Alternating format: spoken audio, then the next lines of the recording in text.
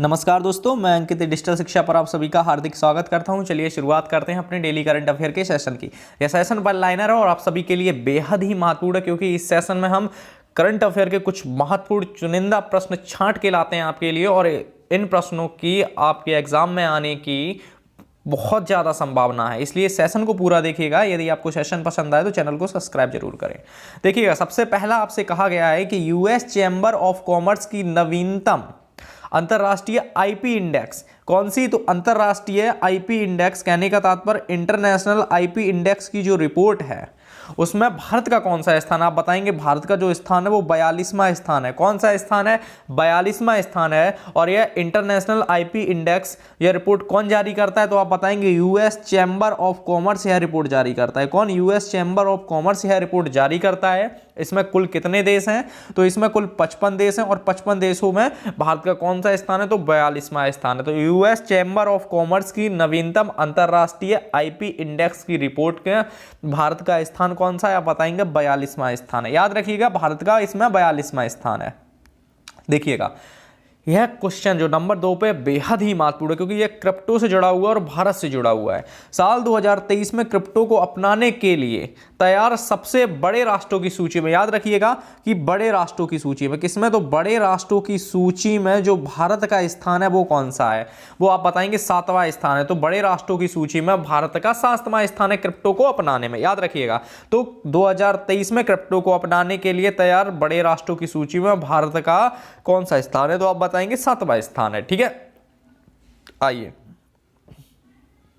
Number 3 के ऊपर चर्चा करते हैं कि नंबर 3 पे आपसे कहा गया है कि टॉम ट्रैफिक इंडेक्स, कौन सा?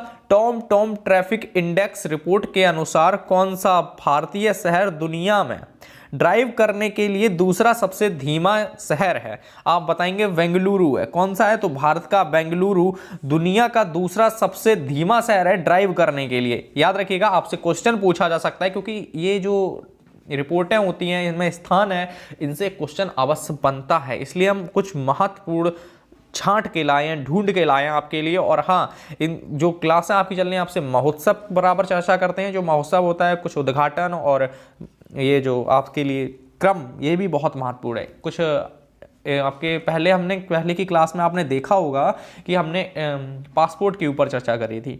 आज हैप्पी इंडेक्स के ऊपर भी चर्चा करेंगे, इसलिए क्लास बेहद ही महत्वपूर्ण, पूरी देखिएगा। क्वेश्चन अवश्य आएगा, 100% आएगा।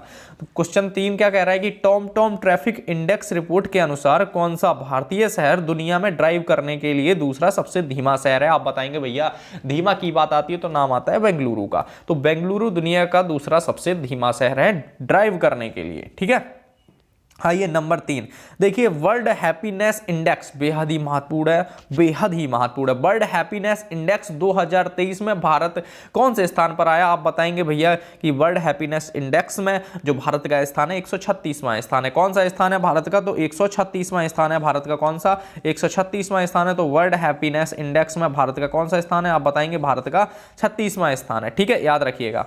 चलिए आगे के ऊपर चर्चा करते हैं, नंबर 5 के ऊपर, कि भारत सरकार द्वारा किस शहर में 2 दिवसीय बायस ऑफ ग्लोबल साउथ शिखर सम्मेलन का आयोजन किया गया? आप बताएंगे नई दिल्ली। अब देखिएगा, क्वेश्चन आपसे यहां से पूछा कैसे जा सकता है? आपसे क्वेश्चन ऐसे भी पूछा जा सकता है कि बताइए कि बायस ऑफ ग्लोबल साउथ शिखर का सम्मेलन किस देश ने किया? आप बताएंगे कि भैया वो भारत ने किया। किसने किया? भारत ने किया। अब एक क्वेश्चन ऐसे ही पूछा जा सकता है, भारत सरकार के द्वारा किस शहर में 2 दिवसीय बायस ऑफ ग्लोबल साउथ शिखर का आयोजन किया गया? आप बताएंगे नई दिल्ली में किया गया। कहां पे? नई दिल्ली में। दोनों प्रकार से बता दिए जैसे यह क्वेश्चन आ सकता है। ठीक है, याद रखिएगा कि भारत सरकार के द्वारा नई दिल्ली में 2 दिवसीय बायस ऑफ ग्लोबल साउथ शिखर सम्मेलन का आयोजन किया गया है। आइए नंबर 6 के ऊपर चर्चा करते हैं। युवा 20 भारत शिखर सम्मेलन का आयोजन किस शहर में किया गया? आप बताएंगे बड़ोदरा में किया गया। कहां? तो यह गुजरात के बड़ोदरा में युवा 20 शिखर सम्मेलन का आयोजन किया गया, यानी कि यूथ 20 इंडिया समिट कहाँ पे आयोजित की गई, आप बताएंगे बड़ोदरा में की गई है। ठीक है, कौन सी यूथ 20 इंडिया जो समिट है वो बड़ोदरा में आयोजित की गई है, याद रखिएगा। यहाँ से भी क्वेश्चन बराबर पूछे जाते हैं आपसे, कहाँ पे कौन से शहर में कौन सी चीज आयोजित की गई और युद्धाभ्यास। ठीक है, विदेश मंत्रालय नंबर 7 कहता है कि आपसे विदेश मंत्रालय व पुणे इंटरनेशनल सेंटर के द्वारा किस शहर में 7वें एशिया आर्थिक संवाद का आयोजन किया गया, आप बताएंगे भैया कि पुणे में। जाहिर सी बात है कि विदेश मंत्रालय व पुणे इंटरनेशनल, तो पुणे इंटरनेशनल करेगा तो पुणे में ही करेगा। सेंटर के द्वारा किस शहर में 7वें, क्रम याद रखिए, 7वें एशिया आर्थिक संवाद। आपसे क्वेश्चन पूछा गया कि बताइए 7वें एशिया आर्थिक संवाद का आयोजन कहां किया गया, आप बताएंगे पुणे में किया गया। कहां, पुणे में। तो 7वें एशिया आर्थिक संवाद का आयोजन विदेश मंत्रालय और पुणे इंटरनेशनल सेंटर के द्वारा किया गया। स्थान कहां पे, कहेंगे पुणे में किया गया है। ठीक है, आइए नंबर 8 के ऊपर चर्चा करते हैं कि किस राज्य में 23 और 24 फरवरी 2023 को 5वें प्रोग्रेसिव समिट का आयोजन किया गया, आप बताएंगे भैया कि पंजाब में किया गया। तो प्रोग्रेसिव जो समिट होती है कौन सी, आप बताएंगे प्रोग्रेसिव जो समिट होती है कहते हैं पंजाब के द्वारा, कौन किसके द्वारा, पंजाब के द्वारा 23-24 फरवरी 2023 को 5वीं प्रोग्रेसिव समिट का आयोजन किया गया। आपसे पूछा जाए कि 5वीं प्रोग्रेसिव समिट का आयोजन किया गया, आप बताएंगे पंजाब में किया गया। डेट पूछी जाए, बताएंगे 23 और 24 फरवरी को किया गया। क्रम पूछा जाए, आप बताएंगे भैया 5वीं प्रोग्रेसिव समिट थी, तो 5वीं प्रोग्रेसिव समिट का आयोजन कहाँ किया गया, आप बताएंगे पंजाब में किया गया। ठीक है, कहाँ किया गया, तो आप बताएंगे भैया कि पंजाब में है समिट का आयोजन किया गया है। आइए नंबर 8 के ऊपर चर्चा करते हैं कि किस राज्य सरकार ने 30% महिला आरक्षण विधेयक को मंजूरी दी है। बेहद ही महत्वपूर्ण क्वेश्चन, आपको 100% कहीं ना कहीं छपा हुआ मिलेगा। आप एसएससी की बात करिएगा, आप DSSB की बात करिएगा, आप किसी भी एग्जाम की बात करिएगा, ये क्वेश्चन आपको वहां पे छपा हुआ मिलेगा। क्वेश्चन है कि उत्तराखंड राज्य सरकार ने 30% महिला आरक्षण विधेयक को मंजूरी दी है। आपसे क्वेश्चन पूछा जाए तो आप बताएंगे भैया कि किसने दी है, तो उत्तराखंड की सरकार होती है, उत्तराखंड राज्य सरकार के द्वारा 30% महिला आरक्षण को विधेयक को जो है वो मंजूरी प्रदान की गई है। आइए चलिए नंबर 9 के ऊपर चर्चा करते हैं कि किस राज्य सरकार ने सख्त नकल विरोधी कानून 2023 लागू किया। तो जाहिर सी बात है आपको भी पता होगा, उत्तराखंड में और यह उत्तर प्रदेश में भी अब लागू हो चुका है कि सख्त नकल विरोधी कानून। अब सबसे पहला राज्य अगर पूछा जाए तो आप बताएंगे उत्तराखंड है कि किस राज्य सरकार ने सख्त नकल विरोधी कानून 2023 लागू किया। तो 2023 में सबसे पहले उत्तराखंड का नाम आता है। ठीक है, याद रखिएगा, पहले पे उत्तराखंड, दूसरे पे नाम आता है उत्तर प्रदेश का। देखिए अब नंबर 10 की बात करते हैं कि किस राज्य की झांकी ने गणतंत्र दिवस 2023 की पर पहला पुरस्कार जीता है, तो आप बताएंगे उत्तराखंड। महत्वपूर्ण प्रश्न है, याद रखिएगा कि उत्तराखंड राज्य की जो झांकी थी वो गणतंत्र दिवस किसकी परेड में, याद रखिएगा गणतंत्र दिवस की परेड में, 2023 गणतंत्र दिवस की परेड पर पहला पुरस्कार जीता उत्तराखंड की झांकी ने। और ये बताइएगा उत्तराखंड ने इस बार किसकी झांकी भेजी थी, कौन सी झांकी भेजी थी। कहते हैं उत्तराखंड राज्य की जो सरकार होती है, उत्तराखंड राज्य की जो झांकी होती है, उसने गणतंत्र दिवस 2023 पर पहला पुरस्कार जीता है, याद रखिएगा। ठीक है, आइए नंबर 10 के बाद हम नंबर 11 के ऊपर चर्चा करते हैं। नंबर 11 में कि ल्यूमिनस ने किस राज्य में भारत की पहली हरित और पैनल फैक्ट्री का निर्माण करने की घोषणा की है, आप बताएंगे उत्तराखंड। तो उत्तराखंड जो ल्यूमिनस ने, कहते हैं उत्तराखंड में ल्यूमिनस ने राज्य में, ल्यूमिनस जो होता है याद रखिएगा, जो ल्यूमिनस है, ल्यूमिनस ने उत्तराखंड में भारत की पहली हरित और सौर पैनल फैक्ट्री का निर्माण की बात करिए। कहाँ पे अगर आपसे पूछा जाए हरित और सौर पैनल फैक्ट्री कहाँ पे लगेगी, तो बताएंगे भैया उत्तराखंड में लगेगी। कौन लगाएगा, तो ल्यूमिनस लगाएगा। कौन लगाएगा, तो ल्यूमिनस, आपने सुना भी होगा ल्यूमिनस के इन्वर्टर भी आता है, इसलिए ल्यूमिनस की कंपनी है। तो ल्यूमिनस हरित और सौर पैनल फैक्ट्री का निर्माण करेगा। कहाँ करेगा, याद रखिएगा ल्यूमिनस के द्वारा।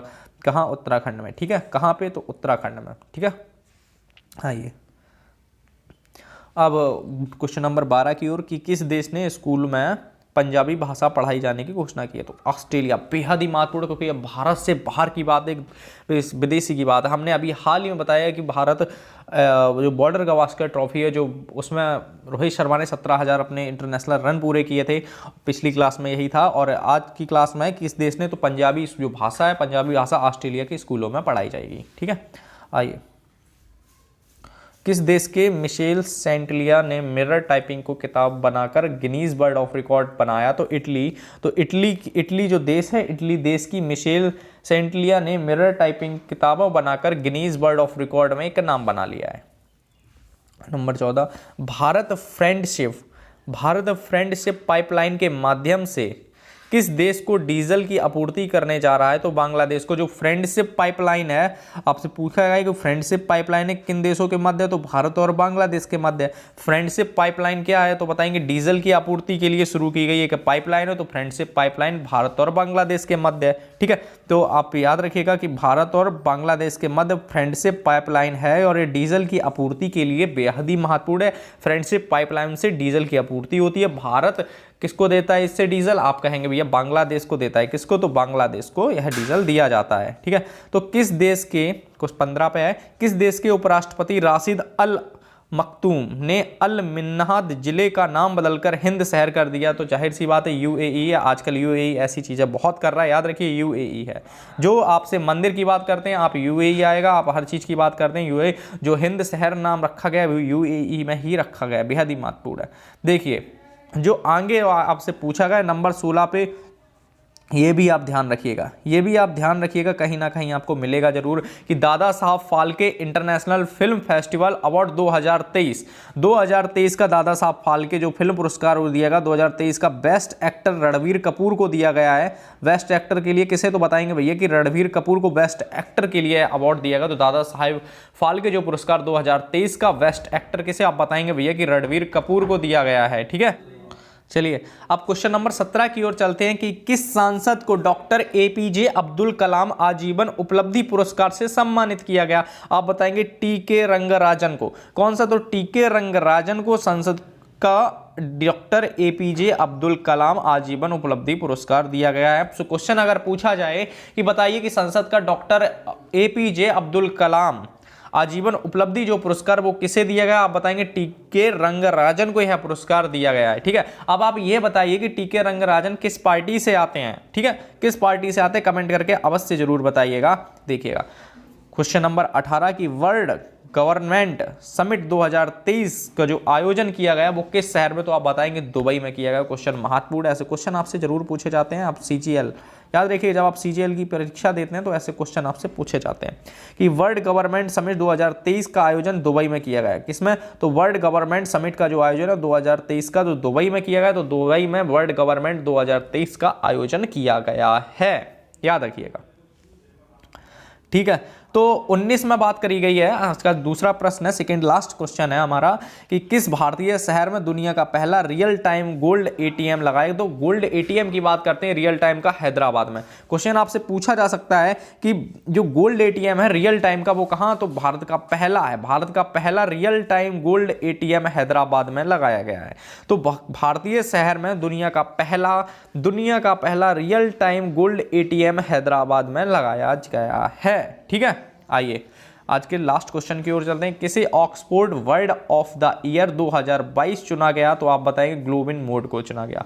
तो किसे गोबलिन मोड को चुना गया है ऑक्सफोर्ड वर्ड 2022? याद रखिएगा, क्वेश्चन आपसे कहीं ना कहीं जरूर छपा हुआ मिलेगा, गोबलिन मोड याद रखिएगा। यदि आपको क्लास पसंद आई हो तो चैनल को सब्सक्राइब जरूर करें, वीडियो को लाइक करें और हमसे जुड़ने के लिए हमारे टेलीग्राम चैनल को ज्वाइन करें। ठीक है, और ध्यान रखिएगा और नेगेटिव चीज़ों से, नेगेटिव लोगों से दूर रहिएगा।